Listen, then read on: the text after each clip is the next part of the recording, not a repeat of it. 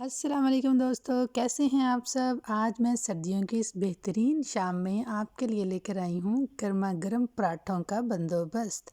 जी हाँ, आज हम बनाएंगे देसी घी। इसके लिए आपको कुछ भी बाज़ार से लाने की ज़रूरत नहीं है। बस आपने जो डेली घर में दूध आता है उसको बॉयल करना है, ठंडा करके उसकी बलाई उतार के साइड पे रख लेनी है और उसको जमा कर लेना है। कुछ दिनों में आपके पास बलाई जमा हो जाएगी। आपने उसको जग में डालना है, नॉर्मल पानी डालना है, उसके अंदर रूम टेम्परेचर वाला पानी डाल के उसको थोड़ी देर करेंगे ग्राइंड और इस तरह बना लेंगे हम मक्खन। ठीक है, मक्खन निकालने से पहले हमने इसमें ठंडा यख पानी डाला है। उसकी वजह यह है कि ठंडा पानी डालने से मक्खन खुद ब खुद ऊपर आ जाता है। पहले जब हम ग्राइंड करना शुरू करेंगे तो हम नॉर्मल पानी डालेंगे, उसके बाद मक्खन निकालने के लिए हम उसमें ठंडा पानी डालेंगे। इस तरह मक्खन निकालना आसान हो जाता है। याद रहे कि आपने गर्म पानी नहीं डालना, आपने एंड में ठंडा पानी डालना है और पहले भी ठंडा पानी नहीं डालना, फिर मक्खन मिक्स हो जाता है, निकलता नहीं है। तो ये एक टिप है, आप याद रखिएगा। ये देखिए, हमने मक्खन निकाल लिया। अब हम एक पैन लेके उसके अंदर इसको हल्की आंच पे पकने के लिए रख देंगे।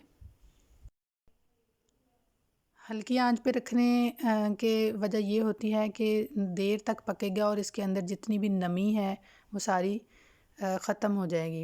ये देखें, मैंने जब पैन रखा था तब तेज़ आंच थी, लेकिन बाद में मैंने इसको बिल्कुल स्लो आंच पे रखा था, क्योंकि अगर तेज़ आंच करें तो ये जल जाता है और हमने इसको देर तक पका के इसकी नमी ख़त्म करनी होती है, ताकि जो देसी घी है वो अच्छा सा तैयार हो सके।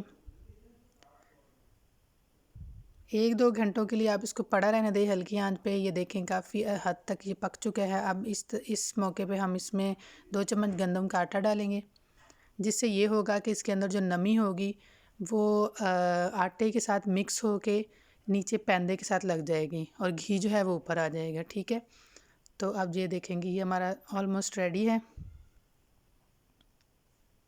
ये देखें जी, माशाल्लाह किस कदर खूबसूरत शक्ल है, बहुत अच्छी खुशबू है।